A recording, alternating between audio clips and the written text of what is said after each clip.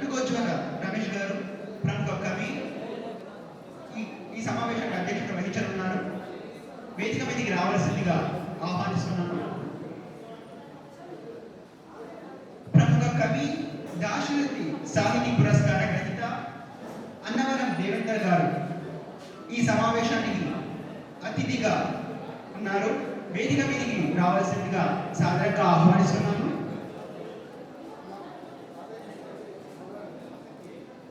తెలంగాణ అస్తిత్వాన్ని తన కవిత్వంలో పొందుపరుస్తూ సాహితీ సృజన చేస్తున్నటువంటి కోట్ల వెంకటేశ్వర రెడ్డి గారు వేదిక మీదకి రావాల్సిందిగా ఆహ్వానిస్తున్నాను.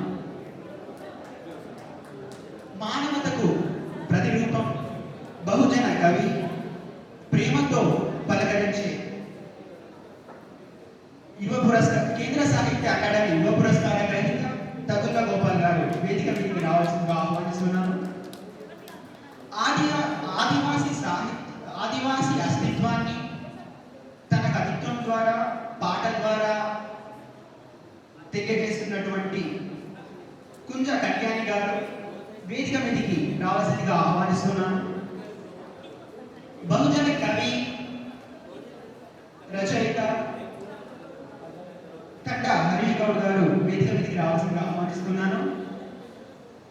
తన బలమైన భావజాలంతో సమాజంలో ఒక మార్పుని తేవాలనుకునేటువంటి మినుగురు ఎంతలా తన మీద బురద జల్లుతున్నా కానీ, కుసంస్కారులు ఎంతలా ద్వేషాన్ని వెళ్ళగలుగుతున్నా కానీ సమాజం కోసం పరితపిస్తూ సమాజం కోసం మాట్లాడుతున్న బహుజన కవి, మానవతావాది, విప్లవశ్రీ, జర్నలిస్ట్ మిట్టే శ్రీనిధి వేదిక మీదకి రావాల్సిందిగా ఆహ్వానిస్తున్నాను.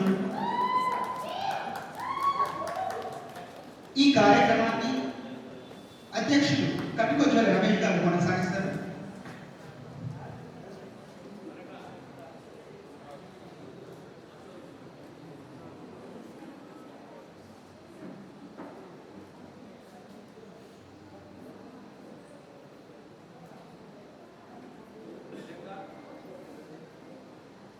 తెలంగాణ సాహితీ దశాబ్ది ఉత్సవాల్లో భాగంగా ఇక్కడ కవిత్వ చర్చ కార్యక్రమానికి నేను అధ్యక్షత వహించడం ఆనందంగా ఉంది.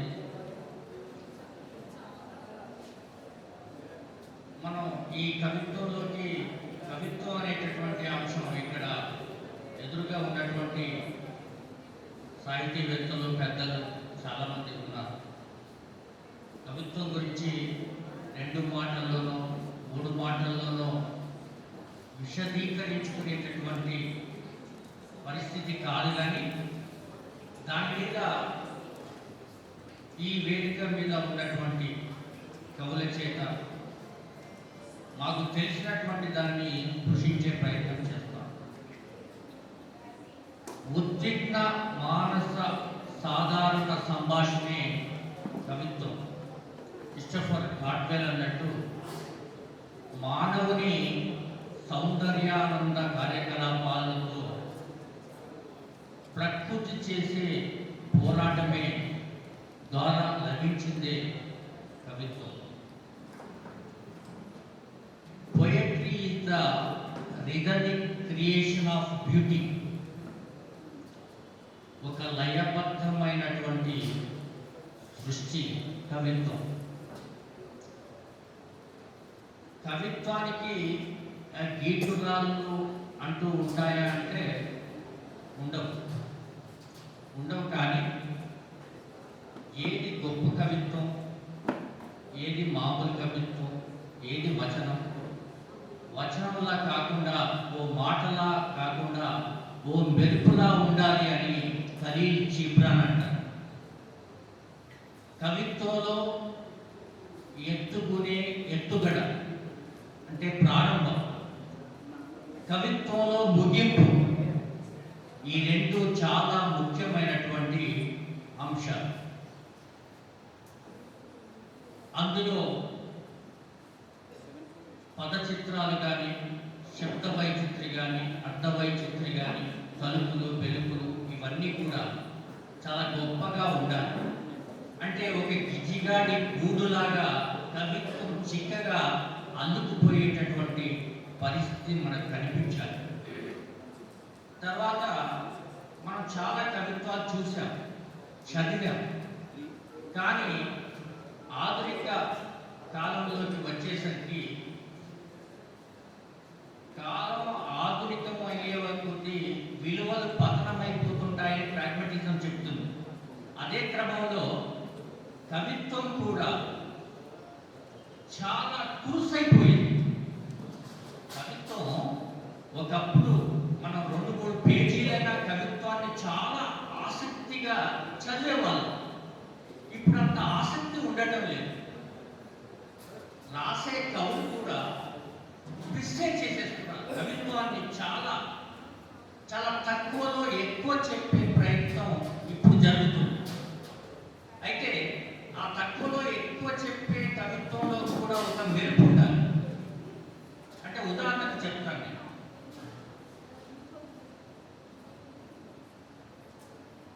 ఆడితే శివం, ఆగితే శవం. అయిపోయింది కవిత్వం. బలపం ఎన్ని ముక్కలైనా రాస్తూనే ఉంటుంది. అయిపోయింది కవిత్వం. మా ఇంట్లో టీవీ చెడిపోయింది, మేమంతా మనుషులమయ్యాం. అయిపోయింది కవిత్వం. అంటే నేను ఎందుకు చెప్తున్నానంటే ఈ విషయాలు ఓ భాషా పటాటోపాలతోని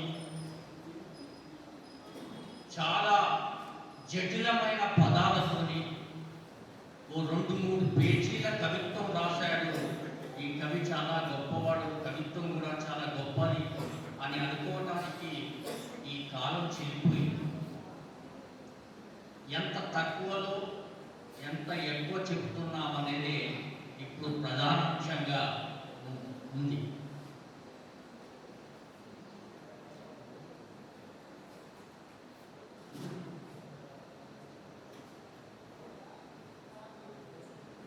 కొట్టుకుపోతున్న నదిని భుజాన వేసుకున్న కొండొకటి కొంగుల జలపాతాన్ని ఆరేస్తుంది. ఎంత ఉపమానం అండి. హరిగోపాల్ మా మిత్రుడు రాసినటువంటి కవిత్వం మన హృదయాన్ని కట్టుకుంటుంది అలాంటి కవిత్వం. అందుకోసం శేషేంద్ర గారు చాలా ప్రయోగాలు చేశారు కవిత్వంలో. కవి కన్ను ప్రిజం, కవిత్వం ఒక మెస్పరిజం.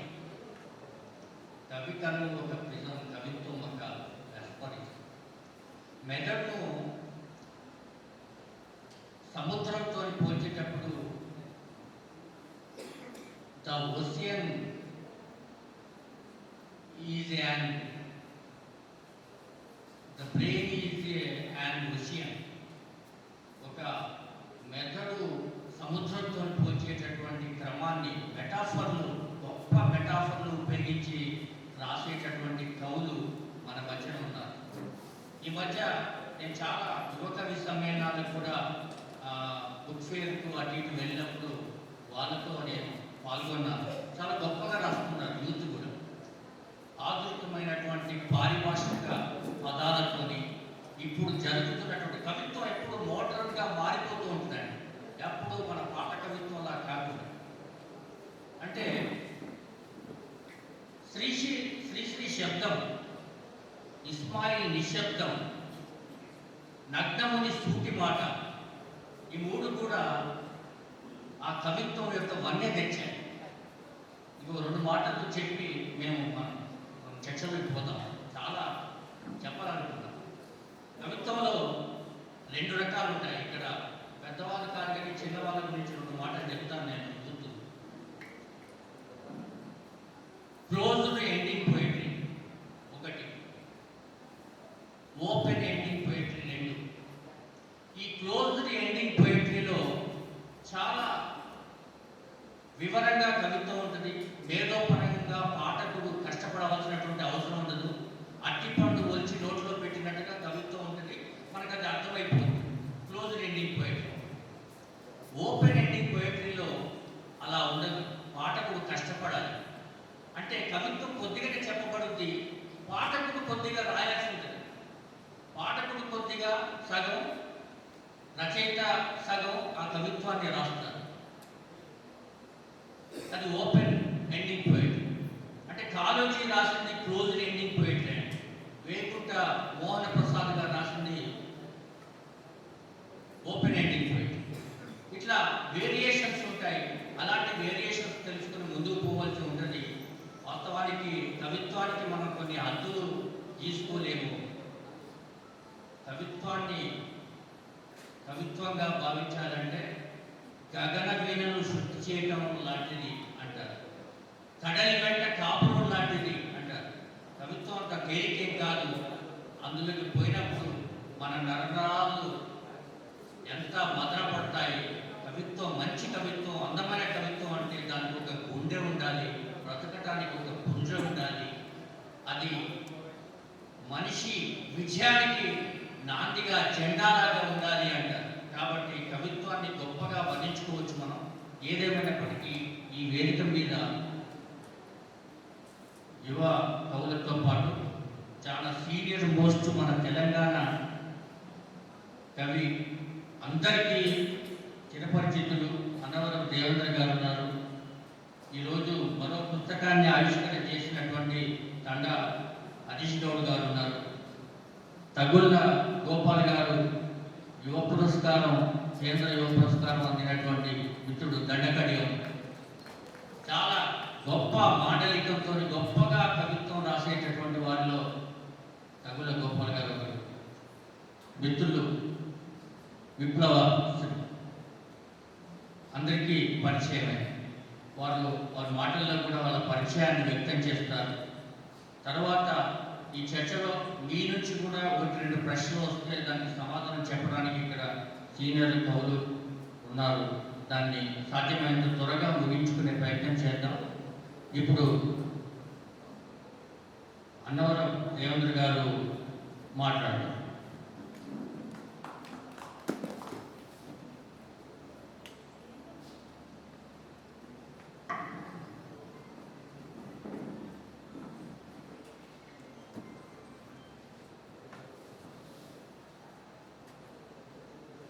ముందుగా తెలంగాణ సాహితీ దశాబ్ది ఉత్సవాలు జరుపుకున్న సందర్భంగా సంబరాలు, శుభాకాంక్షలు తెలంగాణ సాహితీ కార్యవర్గానికి, తెలంగాణ సాహితీ అధినేతలకు ఉన్న ఆనందచారికి అందరికీ శుభాకాంక్షలు చేస్తూ ఉన్నాను. పండుగ కవిత్వానికి సంబంధించిన పండుగల వాతావరణం హైదరాబాద్లో వచ్చింది. మొన్న ఉస్మానియాలో, ఈరోజు ఇక్కడ మన ఛాయ, ఇట్లా ఒక పండుగ వాతావరణం తెలంగాణ వచ్చిన తర్వాత జరిగింది. ఇప్పుడు మనం తెలంగాణ కవిత్వం గురించి చర్చ అనే సందర్భంలో ఉన్నాం. తెలంగాణ కవిత్వం అంటే ఏంటిది అనే మీకు ప్రశ్న రావచ్చు. అసలు కవిత్వం అంటే ఏంటిది, తెలంగాణలో ఎట్లా ఉంటుందంటే, ఎదలేల విన్యాసం నా కవిత్వం. నా కవిత్వం అంటే ఇది నా కవిత్వం.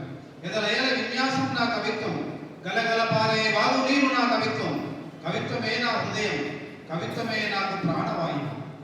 కడుపులోంచి తన్నుకు వచ్చే దుఃఖం నా కవనం, వలవల శోకముల రాలిన కన్నీరు నా కవితాత్మ. పొదుగు నుండి పిండుతున్న పాలు నా కవితాధార, పెరట్ల పూసిన గుమ్మడి పువ్వు నా కవితా శీర్షిక. నా కవిత్వం మొక్కజొన్నపై విరిసిన తల పువ్వు, నా కవిత్వం నిండుగా పండిన వరిగొలుసు. బురద పొలం పరిమళం నా కవిత్వం, చెలిమల ఊరే ఊట నీరు నా కవిత్వం. కవిత్వం నాకు గుడిసె మీద పారే వీరతీగ, ముండ్ల కంపపై పుష్పించిన కట్ల పువ్వు, గంగడోలుకు కట్టిన గంట, గొంతులో ప్రవహించిన రాగం. కళాత్మకంగా గుండెను మారినట్లు, నాణ్యతగా చెప్పును ముడిచినట్లు, అందమైన చీర చేసినట్లు నేను కవిత్వాన్ని పదిలంగా అందుతా. తెలంగాణలో కవిత్వం సంబంధించినటువంటి నిర్వచనాలు, తెలంగాణ ఉద్యమం తర్వాత తెలంగాణ కవిత్వం అని అనుకుంటున్నాం. కాబట్టి తెలుగు కవిత్వం, తెలంగాణ కవిత్వం వేరు వేరా అంటే, అసలు సిసలైన తెలుగు కవిత్వమే తెలంగాణ కవిత్వం. తెలంగాణ భాషలో, తెలంగాణ సంస్కృతిలో తెలంగాణ చాలా అద్భుతంగా రాస్తున్నాం. మనందరికీ తెలుసు అసలు కవిత్వం తెలంగాణ ఉద్యమం వచ్చిన తర్వాత తెలంగాణ కవిత్వానికి ఖ్యాతి పెరిగింది. తెలంగాణ జీవితానికి, తెలంగాణ సంస్కృతికి ఆ యొక్క అది పెరిగింది. అంతకుముందు తెలంగాణ కవిత్వమే నిజానికి తెలుగు నేల మీద జరిగినటువంటి అన్ని ఉద్యమాలలో తెలంగాణ కవిత్వమే, తెలంగాణ వారే, తెలంగాణ సంస్కృతి, తెలంగాణ ధిక్కార స్వరం ఉన్న వాళ్ళే అన్ని ఉద్యమాలలో ఆ రంగంలో పనిచేసిన వారు. అభ్యుదయ రైతు రంగం నుంచి మొదలు పెడితే దిగంబర కవిత్వం, పైగంబర కవిత్వం, చేతనావర్త కవిత్వం, విప్లవ రచనల కవిత్వం, తర్వాత స్త్రీవాద కవిత్వం మొదలు పెడితే అన్ని కవిత్వాలు ఇప్పటిదాకా ఉన్నటువంటి బీసీ కవిత్వం నుంచి అన్ని కవిత్వాలలో తెలంగాణ కవిత్వానికి పైచేయి, తెలంగాణ సంస్కృతి, తెలంగాణ భాషకి పైచేయి.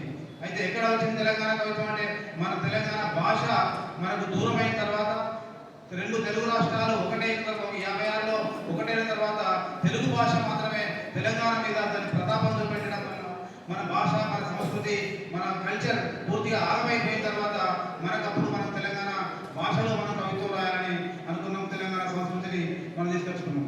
అది ఆ రకంగా తెలంగాణ సంస్కృతి, తెలంగాణ భాషలో మనం కవిత్వం రాయడం వల్ల చాలా మనం 2000 నుంచి 2001 నుంచి మొదలు పెడితే ఇప్పటిదాకా చాలా పుస్తకాలు అచ్చివేసుకున్నాం. చాలా మంది విస్తృతంగా వందలాది మంది కవిత్వం ఉధృతంగా రాయగలిగింది. తెలంగాణ ఉద్యమంలో కవిత్వమే కాదు, పాట ఎంతైతే జోరుగా ఉన్నదో కవిత్వం కూడా అంతే జోరుగా ఉన్నది. ఆ కవిత్వ జోరుతోనే ఆ కాలంలో మనం మత్తడి, పొక్కిలి, ఇట్లాంటి జిగర్, ఇట్లాంటి తెలంగాణ కవిత సంకలనాలు, ఎన్నో కవితా సంకలనాలు అచ్చవేసుకోవడం జరిగింది ఆయా జిల్లాలలో, ఆ రాష్ట్రాలలో. ఆ తెలంగాణ కవితా సంకలనాలకు ఈ తెలంగాణ సాహిత్యానికి, ఇదానికి తెలుగు సాహిత్యానికి ఒక సొగసు అందింది ఏదైనా ఉన్నదంటే తెలంగాణ కవిత్వమే.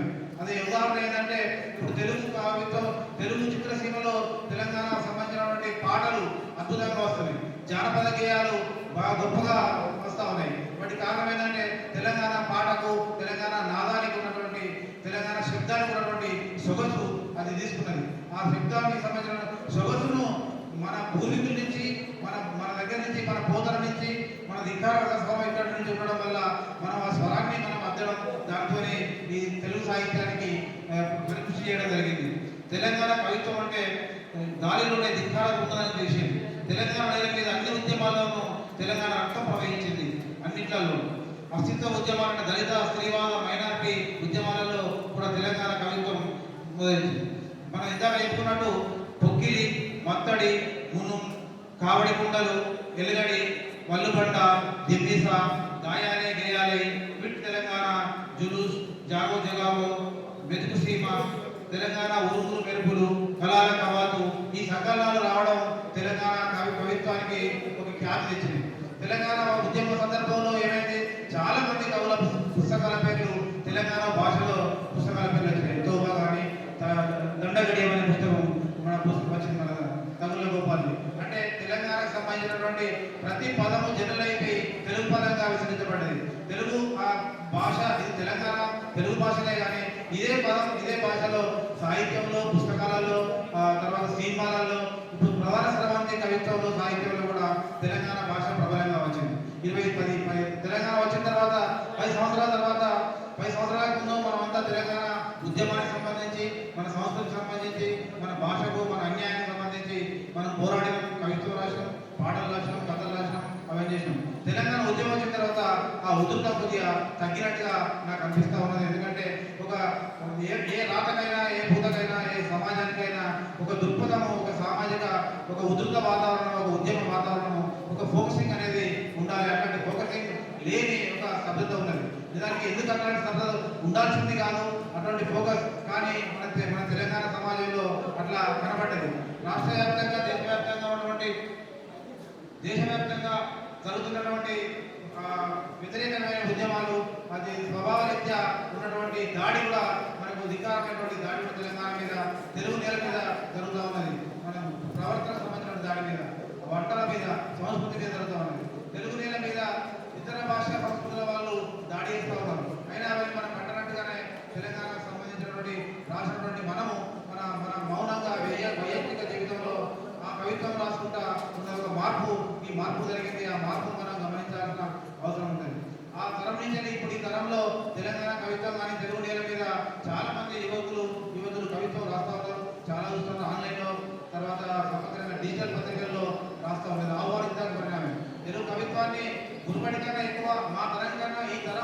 ఎక్కువ మంది ఈ కవిత్వం పట్ల ఆకర్షణ గురయ్యారు, కవిత్వం రాస్తా ఉన్నారు. అవి డిజిటల్ పత్రికల్లో వస్తూ ఉన్నాయి. కానీ అవన్నీ కూడా చూస్తూ ఉన్నాం. మాలాంటి తరం వాళ్ళు చూడకుండా కానీ చాలా మంది ఆ ఫార్మ్లోకి వెళ్ళిపోయడం జరిగింది. ఎందుకంటే కాలం మారుతున్నా కొద్దీ మనం మారాలి. గ్లోబలైజేషన్ ప్రకారంగా ఏ సన్నివేశాలు వచ్చినాయో, ఏ వస్తువులు వచ్చినాయో వాటిని మనం వాడుకొని దానిలో మనం వెళ్ళిపోవాల్సిన అవసరం ఉన్నది. అది జరుగుతూ ఉన్నది. ఇప్పుడు ఉదాహరణకు నేను నా అట్లనే అనే ఒక పుస్తకాన్ని నేను గత అక్టోబర్లో వెలువరించడం జరిగింది. అందులో 59 కవితలు ఉన్నాయి. 59 కవితలలో 25,000 మంది ఆ కవితలను వీక్షించడం జరిగింది. ఎట్లా సాధ్యమైందంటే యూట్యూబ్లో ఇప్పుడు అందరూ యూట్యూబ్ చూస్తూ ఉన్నారు. యూట్యూబ్లో షార్ట్స్ చూస్తూ ఉన్నారు. షార్ట్స్ చూస్తామంటే నేనేం చేసినామంటే షార్ట్ రూపంగా ఒక కవితను 2 నిమిషాలు 3 నిమిషాలు చేసి షార్ట్ రూపంలో యూట్యూబ్లో ప్రవేశపెట్టడం వల్ల 25,000 మంది కవిత్వాన్ని చూసి పొద్దున రియాజ్ గారు మాట్లాడినప్పుడు అదే అన్నారు. ప్రపంచీకరణ తర్వాత వచ్చినటువంటి మాధ్యమాల్లోకి మన కవులు కూడా పోవాలి, పోతేనే మనం వాళ్ళని అందుకోగలుగుతాం ఎన్ని చేయటం, లేకుంటే ఆ తరం అక్కడికే గ్యాప్ ఏర్పడుతుంది. మా తరంలో మేము పుస్తకాలు ప్రింట్ చేసుకోవడం పత్రికల్లో ఉండేది. కానీ ఈ తరానికి యూట్యూబ్ షార్ట్స్ ముఖ్యమైనవి. ఇన్స్టాగ్రామ్లో కూడా మన కవిత్వాన్ని ప్రవేశపెట్టాలని ఉన్నది. ప్రపంచం మారుతున్న కొద్దీ మన మాధ్యమం మారాలి, మన దృక్పథం మారాలి. అది జరుగుతూ ఉన్నది. జరగడానికి ఒక మునుపటి మా తరంలో ఒక భావజాలం, ఒక దృక్పథం, ఒక విప్లవ భావజాలం, అభినయ భావజాలం మా కళలలో ఉండే ఇప్పుడున్న తరాల్లో బట్టి ఆ భావజాలం ఒక గ్యాప్ ఏర్పడదని నేను భావిస్తూ ఉన్నాను. ఆ గ్యాప్ను తీసుకోవాల్సిన అవసరం ఉన్నది. ఆ యొక్క దృక్పథం లేకుండా వైయక్తికంగా రాయడం కన్నా ఏది రాసినా అది సమాజానికి ఉపయోగపడేటట్టు. కవిత్వం ఎందుకు రాస్తున్నాం అంటే సమాజం కోసం రాస్తున్నట్టు అన్ని పరిశీలన చేసి దీనికి సంబంధించిన విషయాలు తెలుసుకుని రాయాల్సిన అవసరం ఉన్నదని ఈ మార్పు చాలా కవిత్వం రాసే వాళ్ళ సంఖ్య విరివిగా పెరిగింది, చదివే వాళ్ళ సంఖ్య విరివిగా పెరిగింది. చాలా మంది కవిత్వం పట్ల ఆకర్షించారు. వ్యక్తీకరణ మార్పులు కూడా చాలా జరిగినాయి. చాలా అద్భుతమైన ప్రయోగాలు కూడా చేస్తూ ఉన్నారు. కానీ ఆ వాటిలో ఒక సామాజిక దృక్పథాన్ని ఒక లోపం ఒకటి జరుగుతుంది. ఆ దృక్పథాన్ని సవరించుకోవాల్సిన అవసరం, చేయాల్సిన అవసరం తెలంగాణ సాహిత్య లాంటి ఈ గొప్ప సంస్థలు చేయాల్సిన అవసరం ఉందని సందర్భంగా నేను అనుకుంటా ఉన్నాను. ఆ తర్వాత ఇప్పుడు అందరి మన మాధ్యమంలో ఆ మాధ్యమంలోకి మనం పోవాల్సిన అవసరం ఉన్నది. యూట్యూబ్లకు షార్ట్స్లోకి పోయి దాన్ని ప్రవేశపెట్టి దాని ద్వారా ప్రపంచవ్యాప్తంగా దాన్ని తీసుకుపోవాల్సిన అవసరం ఉన్నదని ఈ సందర్భంగా తెలియజేస్తూ తెలంగాణ కవిత్వం తెలంగాణ వచ్చిన తర్వాత రాకముందుకు తెలంగాణ భాషలో, తెలంగాణ సంస్కృతిలో పదాలను కానీ అవి చేసిన తెలంగాణ సంస్కృతి తర్వాత వచ్చిన తర్వాత కూడా తెలంగాణకు సంబంధించిన ఐకాన్లు సమ్మక్క సారక్క కానీ, పండుగ సాయన్న కానీ, కొమరం భీమ్ కానీ, ఇట్లాంటి వాళ్ళంతా మనకు చాకల ఏలమ్మ కానీ ఈ యొక్క ఐకాన్ లాంటి వాళ్ళంతా ఈరోజు మనం ముఖ్యమైపోయింది. మనకంతా అంటే ఉద్యమం చేసినటువంటి సందర్భం తెలంగాణ సందర్భం అట్లా జరిగిందని నేను భావిస్తా ఉన్నాను. ఇక్కడికి కూడా గ్రామాలలో ఉన్నటువంటి పల్లె నుంచి వచ్చినటువంటి యువత దాన్ని ఆలోచించి వాళ్ళ లోపల ఉన్నటువంటి వాళ్ళ మూలాలు రాయాల్సిన అవసరం ఉన్నది, వాళ్ళ చరిత్ర తెలుసుకోవాల్సిన అవసరం ఉన్నదని ఈ సందర్భంగా తెలియజేస్తూ ఆ విధంగా జరుగుతుందని నేను భావనతో నాకు ఈ అవకాశం ఇచ్చినటువంటి మిత్రులకు ధన్యవాదాలు తెలియజేస్తూ ఉంచుతాను.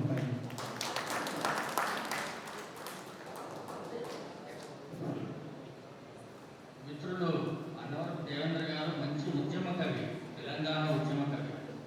ఆయన 10 నిమిషాలు 2 నిమిషాల్లో సరిపోతుంది. ఎందుకంటే ఆ ఉద్యమంలో నుంచి వచ్చిన కవిత్వం కాబట్టి దాని గురించి అనర్గళంగా మాట్లాడే సామర్థ్యం ఉన్నటువంటి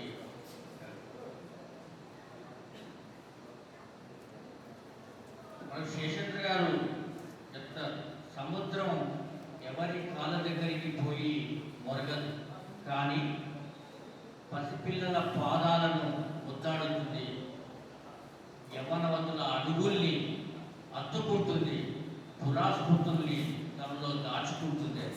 కవిత్వం కూడా సముద్రం లాంటిది. ఆ సముద్రాన్ని మనం ఆ అస్తిత్వాన్ని చూడటం వరకే. ఇప్పుడు మన వేదికలో పాల్పంచుకున్నటువంటి యువకవి, కేంద్ర సాహిత్య యువ పురస్కార గ్రహీత తగుళ్ళ గోపాల్ గారు మాట్లాడాల్సిన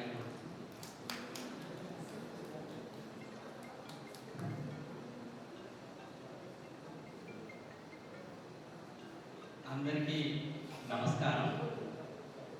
ఒక రైతు పంట పండించిన తర్వాత అంత ధాన్యం అమ్మి కొంత ధాన్యాన్ని వచ్చే సంవత్సరం విత్తన పొట్ల కోసం దాచుకుంటాడు. తెలంగాణ సాహితీ కూడా అట్లాంటి విత్తన పొట్ల అక్షరం అని నమ్ముతారు. ఈరోజు తెలంగాణ కవిత్వం మీద మాట్లాడడానికి నన్ను పిలిచిన అనంతూరు మోహనకృష్ణన్నకు, ఆనందాచార్య సార్కు, ఈ సభకు అధ్యక్షత వహిస్తున్న రమేష్ సార్కు మరొకసారి నమస్కరిస్తున్నాం. ఏది తెలంగాణ కవిత్వము అనేది మనం మాట్లాడుకోవాలి.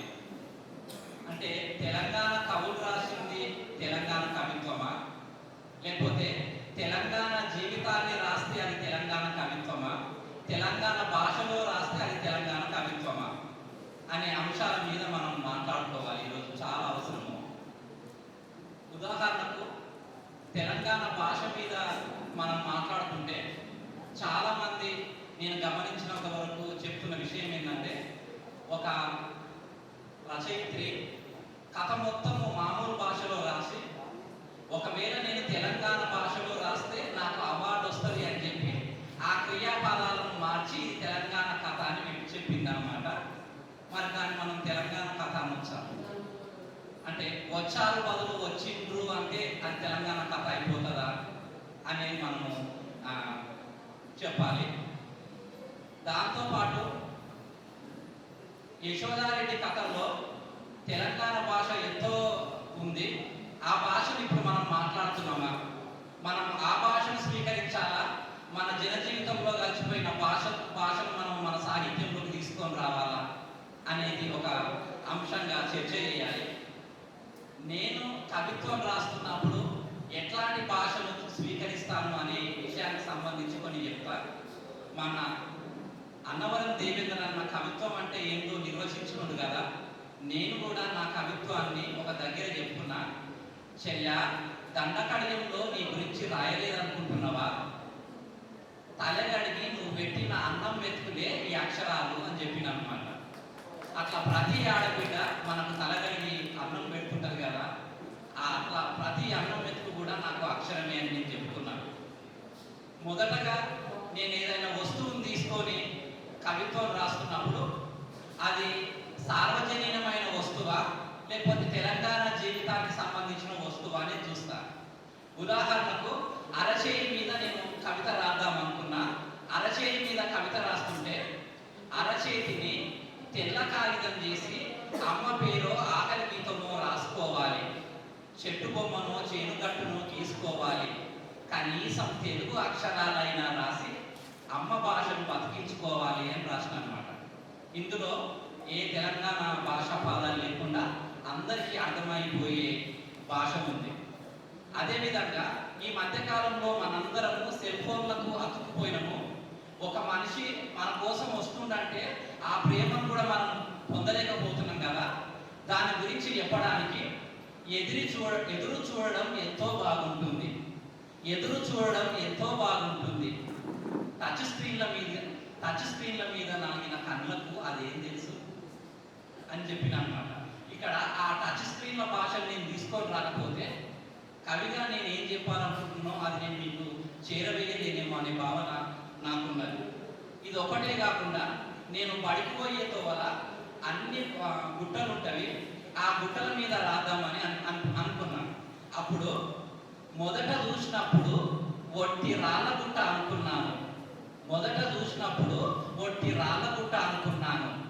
చినుకు పడింది, చూస్తే బుజ్జి మొక్కలను ఎత్తుకున్న బాలింత రాదుకుంట అని రాసుకున్నాను అనమాట. ఇది అంటే ఎట్లాంటి వాళ్ళకైనా అర్థం కాగలిగే భాషలో కొన్ని కవితలు రాసుకున్నాను. కానీ నేను తెలంగాణ జీవితానికి సంబంధించిన, తెలంగాణ సంస్కృతికి సంబంధించిన ఒక బోనాల పండుగ గురించి చెప్పాలన్నా, ఒక బతుకమ్మ పండుగ గురించి చెప్పాలన్నా చాలా మంది ఆ మధ్యలో ఒడిబియ్యం అంటే తెలియని వాళ్ళు ఒడిబియ్యాన్ని అపహాస్యం చేసిన సందర్భాలు ఉన్నవి. అట్లాంటప్పుడు నేను వీటి గురించి చెప్పాలనుకున్నప్పుడు నాదైన భాషలో, నాదైన గొంతులో చెప్పడానికి ప్రయత్నం చేసిన.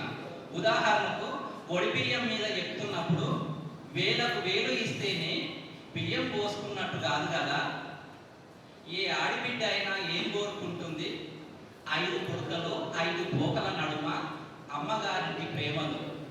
ఏ గుట్టకు పట్టిస్తే ఆ గుట్టకు పోయే ఆడబిడ్డ నోరు తెరిచి అడిగేది ఒక్క ఒడిబియ్యాన్నే కదా అని తెలంగాణ సంస్కృతిలో ఒడిబియ్యము ఎంత ప్రాధాన్యత సంతరించుకుంటుందో నేను నా కవిత్వంలో చెప్పుకున్నాను. దీంతో పాటు బోనాల పండుగ మన హైదరాబాద్లో చాలా ప్రసిద్ధి చెందిన బోనాల పండుగను మీరు ఎప్పుడన్నా పల్లెటూరులోకి వస్తే బోనాల పండుగ ఎట్లుంటుందో నేను చెప్పిన సుట్టమై మా ఊరికి ఎప్పుడైనా బోనాల పండుగకు రండి. వాకిళ్ళ నిండా అల్లం వెల్లిపాయల పొట్టు పెట్టని చెట్టుకు పూసిన పువ్వులై చేతి పట్టుకొని ఇంటి దిక్కు నడిపిస్తాయి. పసుపు పెట్టుకున్న కాళ్ళ మీద వెండి మెట్ట మెరిసినట్లుండే మా ఊరిని బోనాల పండుగ అప్పుడే చూడాలి. పసుపు పెట్టుకున్న కాళ్ళ మీద వెండి మెట్ట మెరిసినట్లుండే మా ఊరిని బోనాల పండుగ అప్పుడే చూడాలి అని రాసుకున్నాను అన్నమాట. ఇది మీరు పల్లెటూళ్ళలో ఏ పండుగ వచ్చినా కానీ వాకిట్ల నిండా అల్లం వెల్లిపాయ పొట్టు ఉంటుంది. ఆ పొట్టును తీసుకొని రావడం కూడా నిజమైన తెలంగాణ సంస్కృతిలో భాగము అని నేను అనుకుంటున్నా. ఇదే కాకుండా మనం మాట్లాడే ప్రతి పిలుపులో కూడా తెలంగాణ తనము ఉట్టిపడుతుంటుంది. తమ్ముడు అని అంటాము, కానీ తమ్మి అన్నప్పుడు ఆ దగ్గరతనం మనకు అర్థమవుతుంటుంది. ఊళ్ళలో ఒక పిల్లలు మనము ఓ గద్ద అని అంటుంటాము. ఆ గద్ద అనేది తెలంగాణ సంస్కృతికి సంబంధించిన ఒక పిలుపు. ఇంతేకాకుండా మనము బాబాయిని కక్కయ్య అని పిలుచుకుంటుంటాము. ఆ కక్కయ్య అనే పిలుపును ఒక దగ్గర రాసుకున్న చిన్నమ్మ మంటల్లో గాలిపోతే 3 ఏళ్ల పిల్లలు ఉన్నప్పుడు చిన్నమ్మ మంటల్లో గాలిపోతే కక్కయ్య బిడ్డల్ని అమ్మ లెక్క సారిన ఎంగిసమ్మ కదా మా నాయనమ్మ అని రాస్తుందన్నమాట. అక్కడ మన తెలంగాణలో ఉండే పిలుపులో ఉన్న ప్రేమను నా కవిత్వంలోకి తీసుకొని వచ్చిన. దాంతోపాటు మనం పిలుస్తున్నప్పుడు కూడా ఇప్పుడు గారు అండి అనే పదాలు దాదాపు ఏ తెలంగాణ పల్లెల్లో కూడా వాడతారు. ఇంకా ఏమన్నా ఎల్లమ్మ ఉంటే ఎల్లి అని అనుకుంటాము. అది అవమానంగా మనం ఎన్నడూ స్వీకరించము.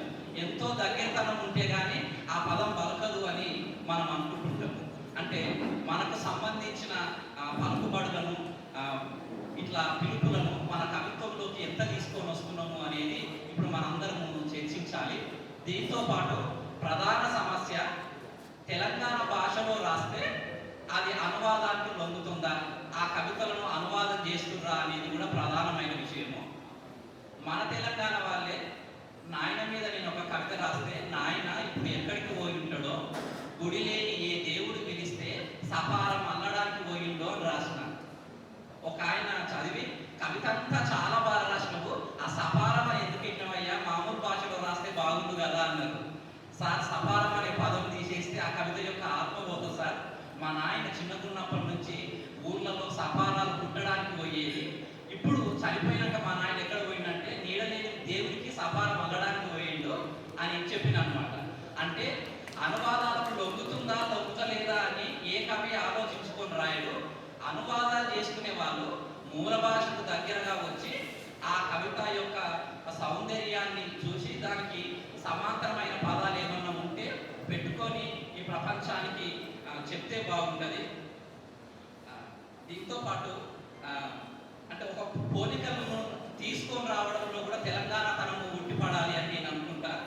అటు ముగ్గురు పిల్లల్ని వేసుకొని మా నాయనమ్మ కథలు చెప్తుంటే లైట్ బుక్క కాడ ఉసుళ్ళ లెక్క మేమంతా అని ఒక దగ్గర రాసుకున్నా.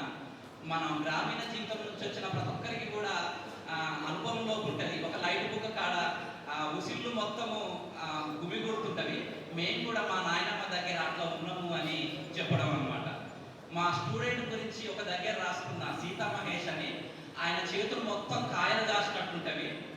ఆ కాయలు కాసిన అరచేతిని నా చేతుల్లోకి తీసుకుంటే కంకర్రాలను దోసిట్లోకి తీసుకున్నట్లుంటది. ఆ పెద్ద నేను గోరు కింద నల్లగా పేరుకుపోయిన రక్తం ఉంటుంది. సీతా మహేష్ కళ్ళలోకి మీరు ఒకసారి కళ్ళు పెట్టి చూడండి. తన కళ్ళల్లో బతుకు గోడకు వేసిన నిచ్చెనలు కూలిపోతూ కనబడుతుంటవి అని రాసిన అనమాట. అంటే గ్రామీణ జీవితానికి సంబంధించిన పోలికలను జీవితాన్ని తీసుకొని వచ్చినప్పుడు అది తెలంగాణ కవిత్వం అవుతుంది అని కొంత ఒక 2-3 విషయాలు భాష పట్ల అనువాదానికి సంబంధించి 2-3 విషయాలను మాత్రమే మీ దగ్గర ప్రస్తావించిన. ఒక 4 వాక్యాలు చదివి ముగిస్తా. కవిత పేరు ఇయాల మా ఇంట్లో చెయ్యలు. మనం మాట్లాడే ప్రతి భాషలో మనం పిలిచే ప్రతి పిలుపులో కవిత్వం ఉంది అని చెప్పడానికి ఈ కవిత చదువుతున్నా. ఇయాల మా ఇంట్లో చెయ్యలు మృగశిర కార్తి నాడు తలెల ముక్క సప్పుడైతే కాశీలో గంట మోగినంత పుణ్యం అంట.